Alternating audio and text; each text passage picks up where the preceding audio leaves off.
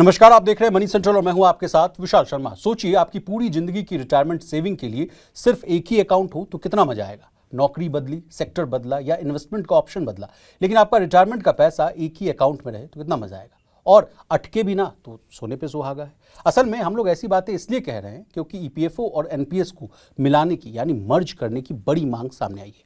क्या एक देश एक पेंशन स्कीम की दिशा में भारत आगे बढ़ रहा है? क्या करोड़ों कर्मचारियों को एक सिंगल रिटायरमेंट अकाउंट मिल सकता है? और अगर ईपीएफओ एनपीएस मर्ज हुआ तो आपके पीएफ और पेंशन पर इसका क्या असर पड़ेगा, जानने और समझने की कोशिश करेंगे। पूरी चर्चा में शामिल होने के लिए हमारे साथ मौजूद है हमारे सहयोगी प्रवीण शर्मा सर। आपका मनी सेंटर में बहुत स्वागत है। धन्यवाद विशाल। तो आज के शो में करोड़ों कर्मचारियों को एक सिंगल रिटायरमेंट अकाउंट कैसे मिलेगा, इससे शो की शुरुआत करेंगे। इसके बाद मोबाइल यूजर्स को जो बड़ा झटका लगा है आज, इस मामले को करेंगे डिकोड और अंतिम में चीन के सीक्रेट मिशन को समझने की कोशिश करेंगे। खबरें ये आ रही हैं कि चीन जो है दुनिया का सारा गोल्ड और तेल जमा करने की फिराक में लगा हुआ है। तो चलिए बिना देर किए फटाफट करते हैं मनी सेंट्रल की शुरुआत। सर, ईपीएस 95, ईपीएफओ और पेंशन को लेकर लगातार जितनी भी जो खबरें आई उनको हम लोगों ने बहुत ही आसान भाषा में समझने की कोशिश की आपके थ्रू। लेकिन ये जो बड़ी खबर आ रही है, हम लोगों ने तो वेदांता के डीमर्जर को लेकर कहानी सुनी थी। ये क्या मर्जर की बात हो रही है सर, जो ईपीएफ और जो है ईपीएफओ और तमाम चीज़ों को मर्ज करने के बाद इसको क्या है एंगल, इसको समझाइए। एनपीएस ईपीएफओ नहीं, देखिए, एक इंटरव्यू में एक्सिस पेंशन फंड के सीईओ जो सुमित शुक्ला हैं, उन्होंने एक बड़ी बात कही और सरकार इसका प्लान दरअसल विशाल पहले से बना रही थी, जिसका विरोध भी हुआ और बाद में उस पूरे प्लान को सरकार को ठंडे बस्ते में डालना पड़ा। अब मसला ये है कि क्या इस तरह की व्यवस्था की जा सकती है कि पेंशन का किसी भी व्यक्ति का अकाउंट सिर्फ और सिर्फ एक ही हो, एक ही अकाउंट के जरिए आप ईपीएफओ को भी एक्सेस कर पाएँ, ईपीएफओ के फंड को भी एक्सेस कर पाएँ ईपीएस के जरिए, और आप एनपीएस को भी देख पाएँ। क्या दोनों खातों में इंटर ऑपरेटेबिलिटी जो होती है उसको किया जा सकता है कि एक खाते से दूसरे में आ जाए, दूसरे से एक में आ जाए। और तीसरी चीज़ ये है कि क्या दोनों को मर्ज करके सिर्फ और सिर्फ एक एंटिटी बनाई जा सकती है। और इस चीज़ को लेकर विशाल हम लोग तो कई बार बात कर चुके हैं कि जो सैलरीड है कम से कम उनके लिए तमाम तरह की अलग अलग योजनाओं को लेकर आने का क्या कितना महत्व है, क्या वो ज़रूरी है कि नहीं। बल्कि पूरे के पूरे अगर आप देश के भी पेंशन के पूरा जो फ्रेमवर्क है उसको अगर आप समझने की कोशिश करेंगे तो मुझे लगता है कि स्कीमें बहुत सारी हैं, कन्फ्यूजन क्रिएट करती हैं और बहुत सारा इसमें प्रशासनिक और दुनिया भर का तामझाम भी लगता है इनको मैनेज करने में जी। लोग भी कंफ्यूज रहते हैं। तो क्या एक व्यवस्था ऐसी बनाई जा सकती है जहां किसी भी व्यक्ति का पेंशन से रिलेटेड एक ही खाता हो, एक ही हिसाब किताब हो, और जैसे ही व्यक्ति रिटायर हो उसको एक आम सामान्य एक तरीके से एक पेंशन की मिलने की सहूलियत हो सके जी। लेकिन प्रवीण सर, यहाँ पर कुछ रोड ब्लॉकर्स हैं, उनको मैं आपसे जो है समझने की कोशिश करता हूँ। जैसे आपसे न्यूज़ रूम में भी मैं चर्चा कर रहा था सर, आपने कहा कि एक करना होगा जो सरकारी नौकरी में है उनके लिए अलग व्यवस्था करनी होगी, एक करना होगा जो गैर सरकारी में है यानी जो प्राइवेट सेक्टर में काम कर रहे हैं उनको। क्या उनके बाद भी फ्रेगमेंटेशन करने की ज़रूरत है या नहीं? सरकारी नौकरी करने वाले को मुझे जहाँ तक याद है ओपीएस मिल रहा है, एनपीएस मिल रहा है, यूपीएस मिल रहा है, और अगर मान लीजिए प्राइवेट सेक्टर में काम कर रहे हैं उनके लिए ईपीएस 95 है, ईपीएफओ के और भी कई स्कीम्स हैं, एनपीएस में भी पैसा वो जमा कर सकते हैं। इसके अलावा जो है अटल पेंशन योजना है, व्यय वेतन योजना है और तमाम तरह की जितनी भी स्कीम्स है, पीपीएफ भी है। तो इन सब चीज़ों को क्या मर्ज कर एक करना होगा या पहले ही ऊपर से जो है पहले दो भाग करना होगा, सरकारी के लिए अलग होगा, गैर सरकारी के लिए अलग? नहीं, देखिए, इसमें तीन हिस्से इसके किए जा सकते हैं। एक सरकारी, दूसरा गैर सरकारी सैलरीड। जो प्राइवेट सेक्टर के हैं उसमें जो सैलरीड हैं जिनकी पक्की बंधी सैलरी 1 तारीख को या 7-8 तारीख तक आती है उनका हिस्सा। तीसरा हिस्सा ऐसे लोगों का जो आपके गिग वर्कर्स हैं या बाकी का जो पूरा डोमेन है जिसमें दिहाड़ी मजदूर हैं, जिसमें आम लोग हैं, ये तमाम जो तबका है उसको। तो मुझे लगता है कि देश में सिर्फ और सिर्फ अगर आप मोटे तौर पर करें तो सिर्फ और सिर्फ 3 स्कीमें होनी चाहिए। बल्कि आप अगर और सरकार इसको चाहे इसमें और अगर ब्रेनस्टॉर्मिंग की जाए तो सिर्फ और सिर्फ 2 स्कीमों में विशाल बात बन सकती है, एक सरकारी लोगों के लिए और एक गैर सरकारी लोगों के लिए। इन 2 हिस्सों में डिवाइड किया जाए पूरा, और उसके हिसाब से एक कॉम्प्रिहेंसिव, जिसको लेकर सरकार देखो बात भी कर रही थी कि एक यूनिवर्सल पेंशन स्कीम को लेकर आया जाए। स्कीम, हाँ, अम्ब्रेला स्कीम हो जिसमें तमाम जो नागरिक हैं देश के, उन सबको उसमें समाहित किया जा सके, उनको कैसे पेंशन दी जा सकती है, सरकार उसका कोई फॉर्मूला निकाले। अभी चीज़ें इतनी उलझी हुई हैं कि कर्मचारी भी परेशान रहता है और सरकार के ऊपर भी बर्डन है। कोई संगठन अलग मांग करता है, प्राइवेट सेक्टर के कर्मचारी अलग डिमांड कर रहे हैं, गिग वर्कर्स के लिए सोशल सिक्योरिटी की डिमांड अलग हो रही है, उनके एम्प्लॉयर अलग तरीके से बिहेव कर रहे हैं, जो नॉर्मल जिनका पीएफ कटता है उनके एम्प्लॉयर्स का अलग तरीके का कई लोगों को सर बिहेवियर। तो एलिजिबिलिटी यानी जो पात्रता है वही पता नहीं है, किन स्कीम्स में 18 से 40 साल में एंट्री होगी, किस में 40 के बाद होगी, किस में कैसे पेंशन मिलेगा। इतनी देश की जनता जो है फाइनेंशियली लिटरेट नहीं है। हम उस तबके की बात कर रहे हैं जो 60% आबादी जो अभी भी एग्रीगेरियन है, उनको उतना थोड़ी पता है सर गुना भाग करने का क्या मतलब है। उन तो चुपचाप उठती हैं, अपना पैसा लगाया और जो है पोस्ट ऑफिस में लगा दिया इसका एक और असर पड़ेगा विशाल। अभी भारत में पेंशन फंड्स के लिए सेविंग जो है, पेंशन के लिए सेविंग जो है वो जीडीपी का 5 से 6% है। और ये अगर आप डेवलप्ड कंट्रीज में जाएंगे तो ये हिस्सेदारी कहीं ज़्यादा है, कहीं बड़ी है, मतलब 5-6 से ज़्यादा है। हाँ बिल्कुल, बहुत बड़ी हिस्सेदारी है वहाँ पर जो पेंशन के लिए आम आदमी की सेविंग है। अब यहाँ एक तर्क और दिया जाता है कि पेंशन के लिए सेविंग को क्या मैंडेटरी बनाया जाना चाहिए। अभी लोग ऐसा है कि किया तो किया, आप अगर देखेंगे तो जो सैलरीड हैं उनका जो ईपीएस या ईपीएफओ के जरिए जो पैसा कटता है उसको अगर छोड़ दिया जाए तो तमाम लोगों के पास एनपीएस या इस तरह के ऑप्शंस नहीं है जी, क्योंकि लोग पेंशन के लिए सेव ही नहीं करते। पेंशन की या रिटायरमेंट की प्लानिंग अगर आप शहरों के मिडिल क्लास के एक तबके को छोड़ दें और उससे ऊपर को छोड़ दें, उसके नीचे उतना चिंता और फिक्र की चीज दिखाई नहीं देती। क्यों लोग नहीं दूसरे क्यों इसका कारण क्या है सर? हाँ, लोग दूसरे प्रोडक्ट्स में इन्वेस्टमेंट को ज़्यादा तरजीह देते हैं। मसलन किसी ने एक फ्लैट खरीद लिया या एक ज़मीन का पार्सल खरीद लिया और सोचा कि रिटायरमेंट के बाद इसको बेच दिया जाएगा, यहाँ से आ जाएगा। या लोगों को लगता है कि अभी 60 पे रिटायर हो भी गए तो उसके 10-12 साल तो और काम कर लेंगे।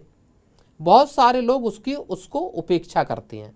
तो एक तर्क ये भी जो इंटरव्यू दिया उसमें तो एक तर्क ये भी दिया गया कि साहब जो व्यक्ति पैन बनवाने जा रहा है, यानी कोई भी व्यक्ति 18-20 साल का होते ही अपना एक पैन कार्ड बनवाता है कि हमारी कमाई की जब की शुरुआत हो तो वहाँ पे पैन की आपको ज़रूरत है। तो जैसे ही आप अपना एक पैन नंबर के लिए अप्लाई करेंगे, आपका एक एनपीएस खाता तभी साथ में खोला जाए। आपको पैन तभी दिया जाए जब आपका एक एनपीएस हो। इसके जरिए क्या होगा कि लोगों में फिर सेविंग की शुरुआत होगी, आदत बनेगी। लेकिन मुझे लगता है कि आप स्कीमों का बोझ हटाकर एक स्कीम को लेकर आइए, एक स्कीम को रखिए कि हर व्यक्ति का पेंशन का खाता ये है। सर, इस रिपोर्ट में एक और बात ये आ रही है कि नए टैक्स रिजीम में जो है एनपीएस पर 50,000 की जो अतिरिक्त छूट है और उसको शायद जो है वापस उसको मिलने की बात कही जा रही है। उसको डिमांड को जो है कहा जा रहा है कि उसको जो है अतिरिक्त छूट जो है वो मुझे मिलना चाहिए। हाँ, एडिशनल 50,000 का टैक्स डिडक्शन जो है वो यहाँ पे मिलना चाहिए, इसकी भी एक डिमांड की गई ताकि एनपीएस में पैसा लगाने को ज़्यादा प्रोत्साहित किया जा सके। अब सर आपसे जो है behind the story, behind the scene वाली जो बात है वो भी हम आपसे समझना चाहेंगे। जो सरकार ने ईपीएस से एनपीएस जाने का जो प्लान जो था उसको क्यों रोका था, उसके पीछे के क्या तर्क है, और अगर वो हो जाता तो क्या वो बड़ा गेम चेंजर होता या नहीं? दोनों बात हम आपसे समझना चाहेंगे, प्रो एंड कॉन्स। नहीं, बिल्कुल। देखिए, कुछ साल पहले सरकार एक ड्राफ्ट बिल लेकर आई थी विशाल, जिसमें ईपीएस को एनपीएस में आपका लेकर जाने की बात थी कि वहाँ से आप शिफ्ट कर सकते हैं एनपीएस में, और एक तरह से क्या ईपीएस खत्म हो जाएगी, इसका एक बड़ा सवाल भी वहाँ से पैदा हुआ था।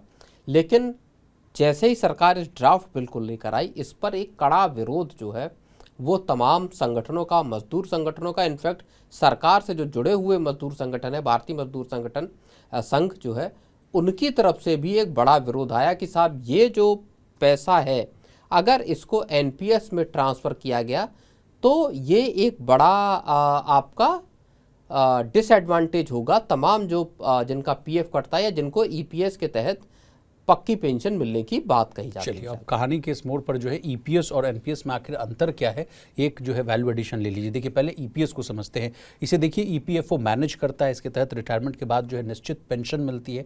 आमतौर पर जो है प्रवीण सर, पेंशन 58 या 60 साल की उम्र के बाद से जो है वो शुरू हो जाती है। पेंशन हर महीने मिलती है। ईपीएस की जो पेंशन है वो मार्केट लिंक्ड नहीं होती है।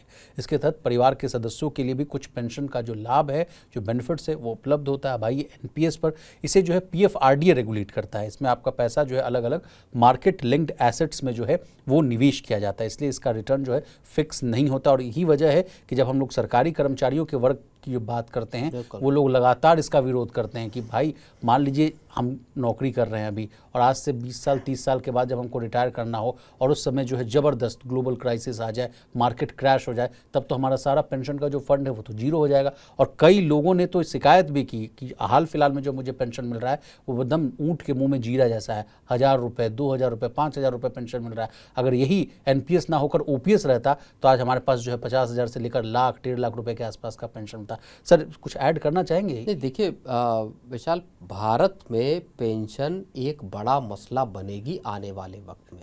इस बात को आप पक्का मानकर चलिए, क्योंकि देश की आबादी जिस लेवल पर है और जिस तरह से डेमोग्राफिक जो डिविडेंड है वो अब धीरे धीरे उसका असर कम होता जा रहा है। अब उम्र दराज जो लोग हैं उनकी तादाद धीरे धीरे बढ़ना शुरू हो रही है। कमाने वाले लोगों की संख्या स्टैग्नेंट होगी या फिर आगे चलकर कम होगी। अब जब आपकी आबादी का एक बड़ा हिस्सा बुजुर्गों का होगा या 50, 55, 60 साल की उम्र का होगा, आपके पास, या सरकार की जो मैं बात कर रहा हूँ, उनको इस दिशा में काम करना होगा। अभी भी वक्त है। आप अगर 2050 के बाद से भी मानकर चले कि डेमोग्राफिक डिविडेंड कम होगा उसका असर, और देश की बड़ी आबादी को की पेंशन की जिम्मेदारी अगर सरकार के ऊपर आती है तो सरकार को उसके लिए आज प्लान करने होंगे। और इसीलिए किसी न किसी सरकार को ये जिम्मेदारी उठानी होगी कि आप पेंशन के लिए एक बड़ा रिफॉर्म लेकर आएं, एक ऐसी व्यवस्था तय करें जिसमें हर नागरिक को कम से कम एक ऐसी पेंशन मिल पाए जिसके बाद वो 60 के बाद अपना गुजारा चलाने में सफल हो। लेकिन सर, कहाँ ही मिल पा रहा है? IPS 95 की अगर लेटेस्ट अपडेट की बात की जाए, अभी 5 अगस्त को, अगर मैं सही हूँ तो आप बताइएगा, जंतर मंतर पर जो है बड़ा प्रदर्शन किया गया। लोगों ने कहा कि ये जो बुढ़ापे की लाठी है बड़ी कमज़ोर होती जा रही है। आज के समय में किसका घर जो है 1000 रुपये महीने में चल रहा है? जरा आप ही बताइए।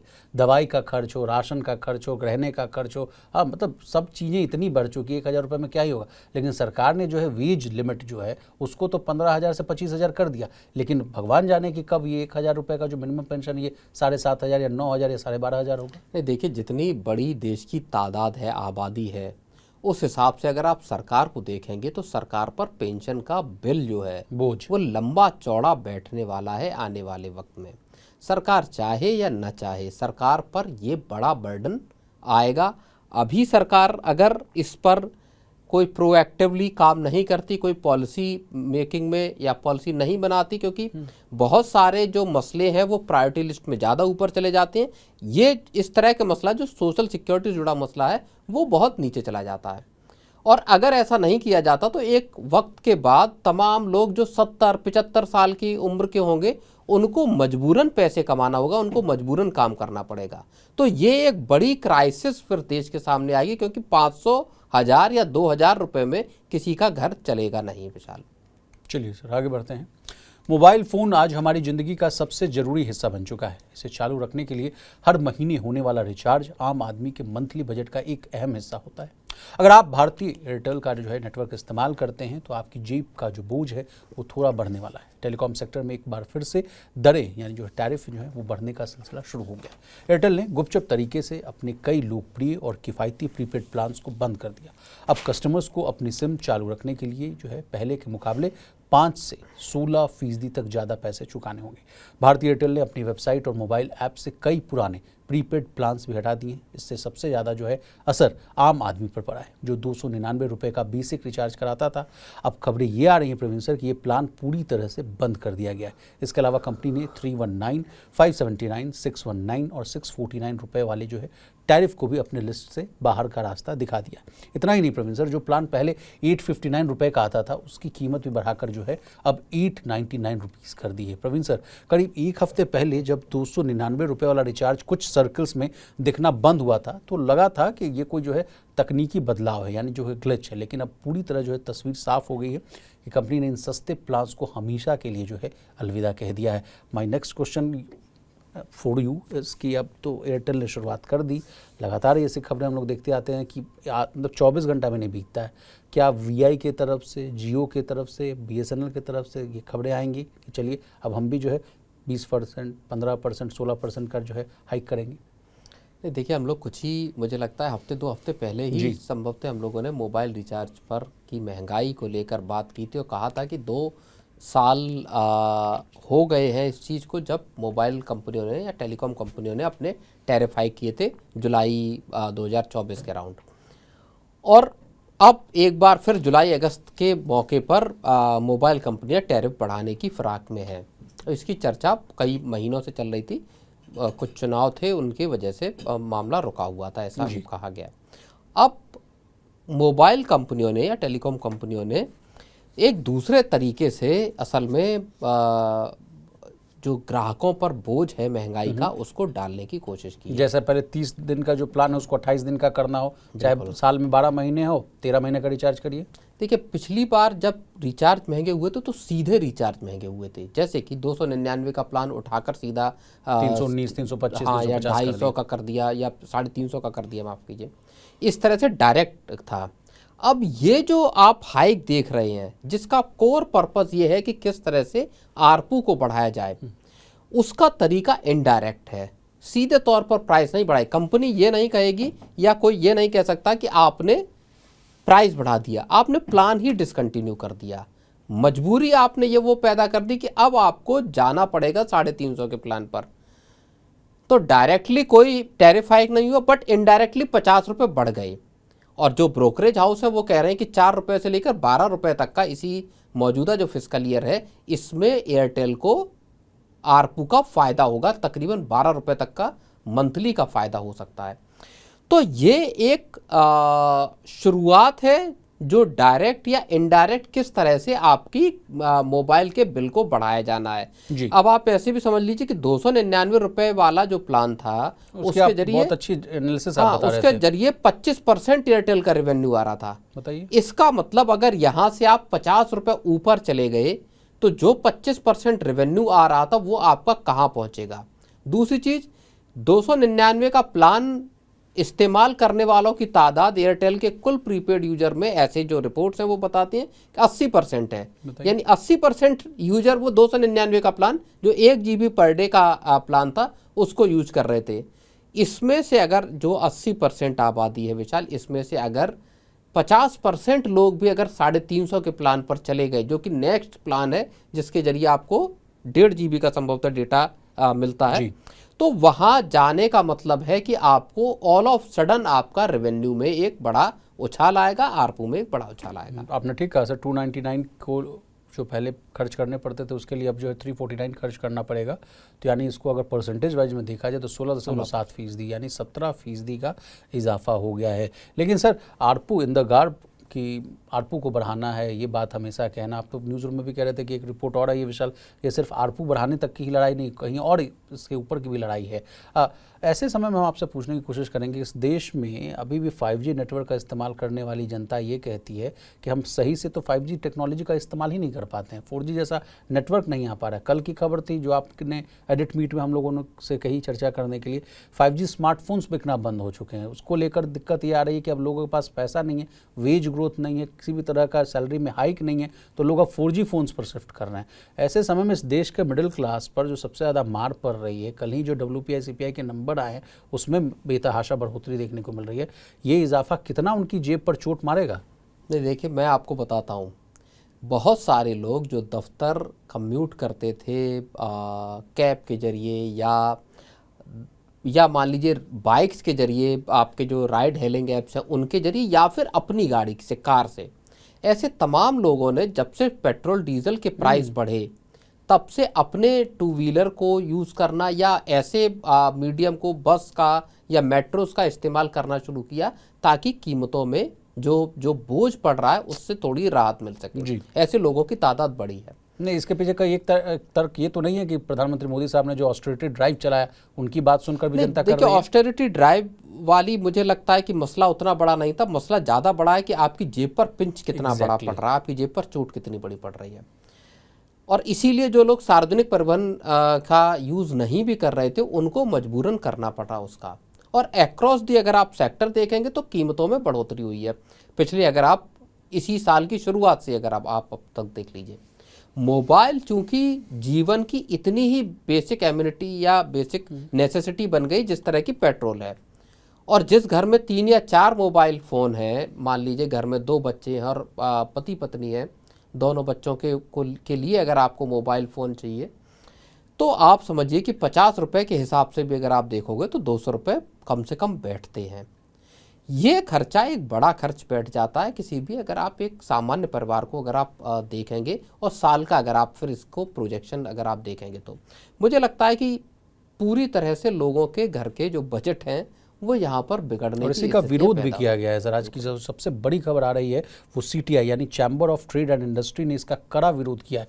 चेतावनी दी है कि अगर ये रोल आउट जो है वापस नहीं लिया गया तो हम जो है सड़क पर उतरेंगे, धरना करेंगे, प्रदर्शन करेंगे।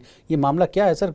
खबरें तो ये आ रही हैं कि केंद्रीय जो है दूरसंचार मंत्री जो हैं, टेलीकॉम मिनिस्टर जो है ज्योतिरादित्य सिंधिया, उनको पत्र लिखा गया है। कहा गया है भाई, जैसा आपने जो एक तर्क दिया है सर कि मोबाइल आज जो है हर व्यक्ति की ज़रूरत है, इंटरनेट पढ़ाई, नौकरी और कारोबार के लिए ज़रूरी है।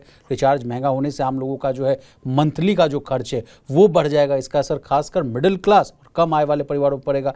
छोटे दुकानदार, उनका भी जिक्र किया गया, और कारोबारी भी जो है इससे प्रभावित होंगे। और जो कहा गया सीटीआई ने जो है इससे डिजिटल महंगाई का नाम दिया है। सर कुछ ऐड करेंगे सर? क्या? नहीं, बिल्कुल, देखिए डिजिटल महंगाई है। दूसरी चीज़ ये है कि कंपनियां प्रीमियमाइजेशन एक, और आपका इनडायरेक्ट जो हाइक है उसका सहारा लेना चाहती हैं।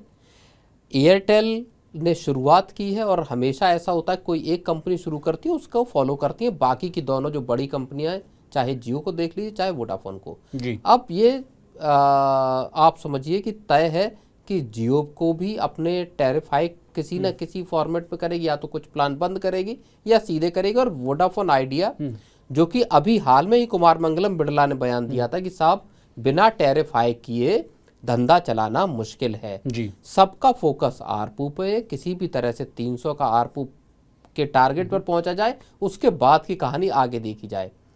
तो आप ये समझकर चलिए कि कंपनियों के 300 रुपये पर यूजर की कमाई कंपनियां आपसे करना चाहती हैं। लेकिन सर ये तर्क देना कि पूरी अगर अक्रॉस द ग्लोब अगर आप देखें तो भारत में सबसे ज़्यादा डेटा का कंजम्पशन, यहाँ के लोग एकदम जो है एकदम धुआंधार तरीके से जो है नेट का इस्तेमाल करते हैं, ये तर्क देना कि यहाँ कंजम्पशन ज़्यादा इसलिए हम लोग रेट बढ़ाने की ज़रूरत है, हम जो है केपेक्स पे खर्चा करना चाहते हैं, नया जो है नेटवर्क एक्सपेंशन करना चाहते हैं, नई टेक्नोलॉजीज़ में हम पैसा लगाना चाहते हैं, जबकि हकीकत मैंने आपसे फिर दोहरा रहा हूँ सर 5G जो है हकीकत में 5G मिलता नहीं है लोगों को। तो इसके in the garb of these realities अगर ये डिमांड करना कितना तर्कसंगत है? नहीं, बिल्कुल तर्कसंगत जान नहीं पड़ता। एक लिमिट तक बात समझ में आती है कि ठीक है आप 5G का एक्सपेंशन कर रहे हैं या उसके लिए 6G पे जाना चाह रहे हो, हाँ, लेकिन आप उसकी तर्ज पर हर साल 1.5 साल 2 साल 2019 से 3 बार अब तक टैरिफ हाइक कंपनियां कर चुकी हैं, और अब नई सिरे से टैरिफ हाइक का माहौल बना लिया है।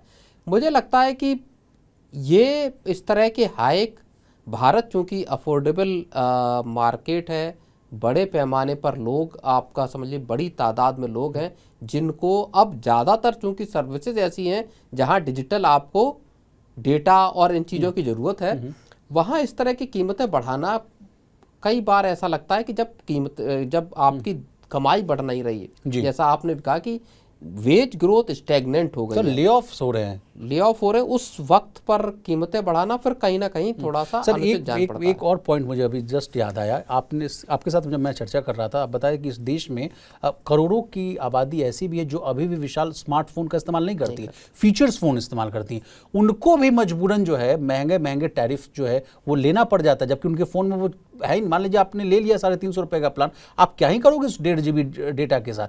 सर तो ऐसा नहीं हो कि ट्राई एक ऐसा नियम लाए कि भाई आप एक फीचर फ़ोन वालों के लिए जो है एक मान लीजिए 99 रुपए का ही एक प्लान ले आइए जिसमें जो है नो, ऐसी बात आई भी थी सर नहीं, वॉइस ओनली या Exactly. मैसेज और वॉइस ओनली प्लान भी हैं, कंपनियों को लाने के लिए कहा गया, कंपनियां लेकर भी आई हैं, लेकिन वो उनको उतना ना तो प्रचारित किया जाता है, ना उनको इतना दिखाया जाता है प्रोमिनेंटली, या उनको इतना डिसएडवांटेजियस पोजीशन पे रखा जाता है कि जहां ऐसे प्लान्स को लेने में कोई फ़ायदा नज़र नहीं आता। तो मुझे लगता है कि जैसे कि 1 साल का पूरा पैक दे दिया कि अब आपको ये 1000 रुपये का 1 साल का आपका पैक है जी, जो आपको लेना पड़ेगा, जो वॉइस ओनली और एसएमएस या मैसेज ओनली प्लान है आपका। अब आदमी सोचता है कि 1000 रुपये का या 1200 रुपये का प्लान कौन ले, उससे अच्छा है कि 300-250 रुपये का कोई प्लान ऐसा ले लेते जिसमें डेटा हो, मेरी जरूरत हो डेटा की या ना हो, ये प्लान लेना। घर में एक मुश्त पैसा भी ना हो गरीब हाँ लोगों के पास। बिल्कुल नहीं होता कई बार लोगों के पास। चलिए सर आगे बढ़ते हैं। दुनिया देखिए इस वक्त जो है युद्ध और आर्थिक मंदी और जो है जियोपॉलिटिकल तनाव से जो है जूझ रही है, लेकिन इसी बीच चीन जो है चुपचाप एक ऐसी तैयारी कर रहा है जिसने पूरी दुनिया का ध्यान अपनी तरफ खींच लिया। चीन जो है रिकॉर्ड रफ्तार से कहिए कि सोना यानी गोल्ड खरीद रहा है और अरबों बैरल जो है कच्चा तेल जमा कर रहा है। सवाल यह है कि आखिर चीन को इतनी बड़ी मात्रा में गोल्ड और तेल की जरूरत क्यों पड़ रही? क्या बीजिंग को आने वाले किसी बड़े आर्थिक या भू राजनीतिक जो है संकट का अंदेशा पहले से हो गया? और सबसे बड़ा सवाल, अगर चीन जो है तेल के बाजार में अपनी पकड़ और मजबूत कर लेता है तो क्या भारत को लेकर क्या कुछ मुश्किलें बढ़ेंगी? प्रवीण सर का रुख करेंगे, डिप्लोमेटिक एंगल जो है बेहतर तरीके से आप ही दे पाएंगे सर। सबसे पहले आपसे समझने की कोशिश करेंगे सर, जियोपॉलिटिकल अरीना में अभी क्या चल रहा है? ईरान, इजराइल, अमेरिका की जो स्थिति है वॉर को लेकर, उस पर क्या ताज़ा अपडेट है, वो उससे आप कहानी की शुरुआत कीजिए। नहीं देखिए, वॉर को लेकर स्थिति ये है कि मामला अभी ठंडा है, लड़ाई अभी हो नहीं रही। ईरान ने भी कहा कि कोई किसी तरह की हमारी पीस को लेकर नेगोशिएशंस नहीं हो रहे। पाकिस्तान के जो होम मिनिस्टर हैं वो ईरान के जो फॉरेन मिनिस्टर हैं अब्बास अरगची, उनके साथ उन्होंने मुलाकात की जी। इस मोर्चे पर अभी फ़िलहाल चीज़ें ठंडी है। हूथियों का के अटैक रेड सी में हमको होते हुए दिखाई दे रहे हैं सर। अब चीन की अगर आप बात करें, चीन जिस तरह से चीज़ों को चेंज कर रहा है, चाहे गोल्ड का मार्केट हो चाहे ऑयल का मार्केट हो, चीन असल में बहुत सारी चीज़ों को अमेरिका के गिरफ्त से बाहर निकालना चाहता है। चीन चुपचाप एक ऐसी पोजीशनिंग अपनी बना रहा है जहां पर वो डॉलर के लिए और आपका यूएस ट्रेजरी या जिनको अमेरिकन हम बॉन्ड कहते हैं उन पर उसकी डिपेंडेंसी कम हो। विशाल, आप तो ये भी बता रहे थे सर कि चीन ने जो है ऐसा एआई मॉडल भी बना लिया है, just like the replica of America, कि जिससे अमेरिका को भी अब डर लग रहा है कि वहाँ का बबल जो है एआई बबल, हाँ, वो ना ब्रस्ट हो जाए। चीन में जो एआई के मॉडल बन रहे हैं वो इतने सस्ते हैं कि अमेरिकन जो एंथ्रोपिक हो, चाहे ओपन एआई हो या बाकी के जो एआई मॉडल हो, उनके मुकाबले ज़्यादा सस्ते पड़ रहे हैं एंटरप्राइज मार्केट के लिए। भारत के लिए भी ये है कि दोनों देशों का मुकाबला इस चीज़ को लेके कि कौन सा किसका जो है वो सस्ता पड़ेगा, जिस पर जो भारत के एंटरप्राइज मार्केट पर कब्जा करेगा। ऑफिसेज और कंपनियां किन के एआई मॉडल्स को यूज़ करेंगी। लेकिन चाइना वाले में थोड़ा सा सिक्योरिटी एंगल देखना पड़ेगा। हाँ बिल्कुल, चीन के साथ ये इश्यूज़ हैं। तो खैर, गोल्ड को और ऑयल को लेकर अगर हम बात करें तो चीन लंबे वक्त से अपने जो स्ट्रेटेजिक जो रिजर्व है या फॉरेक्स रिजर्व है, उसको अगर आप कहिए, उसको धीरे धीरे डाइवर्सिफाई कर रहा है। और जुलाई जो है वो 21वां महीना विशाल रहा जब चीन ने सोना खरीदा।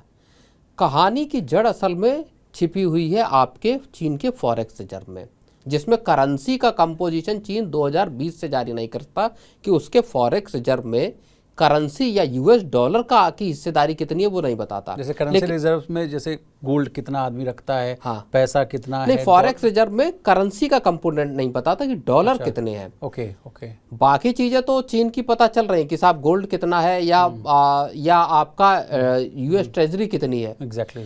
तो यूएस ट्रेजरी की अगर आप बात करेंगे 2016 के आसपास, अब से एक दशक पहले 1.3 ट्रिलियन डॉलर के पीक पे थी, और अब अगर आप देखेंगे मई 2026 में तो ये घटकर 659 बिलियन डॉलर पर आ गई, जो 1.3 ट्रिलियन डॉलर पर थी। एक साल में ही चीन ने इसको और तेजी से घटाया। मई 2025 में 733 बिलियन डॉलर था, जिसको और घटाकर 659 डॉलर कर लिया है, बिलियन डॉलर। अब ये पैसा जो चीन जो यूएस ट्रेजरी में लगाता था, ये जा कहाँ रहा है? तो ये दरअसल पैसा चीन कोशिश कर रहा है एक तो गोल्ड में लगाए और दूसरा आपका क्रूड के जो अपनी पोजीशनिंग है या स्टॉकिंग है उसको इतना मजबूत करे कि ईरान जैसा लड़ाई या मिडिल ईस्ट में किसी और पार्ट में अगर लड़ाई होती है तो चीन पर लंबे वक्त तक उसका कोई असर न पड़े। आप कहना चाह रहे हैं कि अपने स्ट्रैटेजिक रिजर्व्स को जो है वो अपना वो बढ़ा रहा है चीन। कितना बढ़ा रहा है आप समझ लीजिए, उसका अंदाजा मैं अभी आंकड़ा देख रहा था जी। चीन का स्ट्रेटेजिक जो क्रूड ऑयल का रिजर्व है वो 154 करोड़ बैरल है, अमेरिका का है 41 करोड़ बैरल। चीन से आप लगा लीजिए 41 और उसका 154 करोड़, और भारत का है 2.1 करोड़ बैरल। इतना गैप है, भारत से लगभग 10 गुना ज़्यादा जो है वो जब ये चीन क्राइसिस का है, आई थी अमेरिका तो का है। रोज मिनिस्ट्री से यही बात आती थी कि 74 दिन का जो है तेल बस हम लोग के पास बचा हुआ है। सोच लीजिए चाइना के पास लगता है, मुझे लगता है कि 1 साल के अधिक का जो है रिजर्व होगा, इस हिसाब से अगर डेटा आप बता रहे हैं सर। चीन असल में पूरे ग्लोबल ऑयल मार्केट को भी कंट्रोल करना चाहता है। दूसरा, चीन अभी दुनिया का सबसे बड़ा गोल्ड का ट्रेडिंग का मार्केट कौन सा है? लंदन। LME। हाँ, लंदन का जो बुलियन का जो मार्केट है वहाँ लगभग जो है $60 बिलियन के गोल्ड की डेली ट्रेडिंग होती है विशाल जी। चीन इस मार्केट को लंदन से शिफ्ट करके हांगकांग ले जाना चाहता है। बताइए। दुनिया भर के अभी जो ट्रेडर हैं, बैंक हैं, बुलियन जो ट्रेडर हैं, वो सब अभी लंदन में उनके एक गोल्ड जो अकाउंट्स हैं, उनको बेंचमार्क मानता है। वॉल्ट्स में वहाँ पे गोल्ड रखा हुआ है, उसी के जरिए पूरी ट्रेडिंग होती है। ओके। चीन इस पूरे धंधे को शिफ्ट करके हांगकांग ले जाना चाहता है, और इसीलिए चीन इतने बड़े पैमाने पर गोल्ड खरीद रहा है कि दुनिया के पूरे गोल्ड मार्केट को जब चाहे तब उसमें प्राइसेस को ऊपर नीचे, बिल्कुल मैंने, और यही चीज वो क्रूड के साथ कर रहा है। लेकिन सर चीन और गोल्ड की बात हो रही है तो हम आपसे समझना चाहेंगे इस देश की, और माफ़ कीजिएगा, दुनिया में कई ऐसे देश हैं, कई ऐसे जो केंद्रीय बैंक्स हैं वो भी जमकर गोल्ड होल्ड कर रहे हैं, इसके पीछे क्या कारण है सर? देखिए, पूरी दुनिया ने 2018 के बाद से गोल्ड की स्टॉकिंग शुरू की तेज, और उसके पीछे वजह सबसे बड़ी यही थी कि अमेरिकन पॉलिसी से दुनिया अब शिफ्ट होना चाहती है, और जोर तब पड़ा जब आपका रूस और यूक्रेन की लड़ाई शुरू हुई। उसके बाद से आपका ये समझिए कि 2021 के आपके शुरुआत में लड़ाई चालू हुई थी अमेरिका रूस और यूक्रेन की जी। फरवरी में ही, जो अभी तक चल रही है, जो अब तक चल रही है। इस लड़ाई ने पूरी दुनिया को एक बड़ा सबक दिया कि साहब अमेरिका किसी के भी असेट्स को फ्रीज कर सकता है, उसको सीज कर सकता है, जब्त करके अपने यहाँ ले जा सकता है। अमेरिका स्विफ्ट का जो बैंकिंग सिस्टम है पूरा, जिसके तहत मैसेजेस आते जाते हैं कि साहब आपका क्या ट्रांजैक्शन हुआ नहीं हुआ, वो सिस्टम से रूस को बाहर कर दिया अमेरिका ने। जो जिन्हें ओलिगार्क कहा जाता है, जो रशियन बिलियनियर्स हैं, कारोबारी हैं, उनकी यार्ड्स और तमाम जो संपत्तियां जो दुनिया भर में, फ्रांस में, यूरोपियन यूनियन कंट्रीज़ में, अमेरिका में और बाकी जगह थी, उन सबको कैप्चर कर लिया गया, वहाँ उन जगहों पर सीज कर लिया गया। तो पूरी दुनिया को ये लगा कि अमेरिका जो है जब चाहे इस तरह का यूनिलेटरल एक एक्शन ले सकता है। हालांकि पहला मौका है ईरान के वॉर में, जब ये तमाम जो हरकतें हैं या तमाम जिस पॉलिसी है और कामकाज है, ये किसी भी तरह से अमेरिका का कारगर नहीं हुआ विशाल। टोटल फेलियर हो गया। टोटल फेलियर हुआ यहाँ पे। चलिए प्रवीण सर, ये तो चर्चा अंतहीन है, लेकिन आपका बहुत शुक्रिया, आपने कीमती समय निकाला, तमाम विषय को बहुत ही आसान भाषा में विस्तार से जो है समझाने की कोशिश की। तो आज के मनी सेंटर में बस इतना ही। इसी तरह देश, दुनिया और बिजनेस जगत से जुड़ी तमाम ताज़ा तरीन खबरों के लिए बने रहिए हमारे साथ, देखते रहिए मनी9।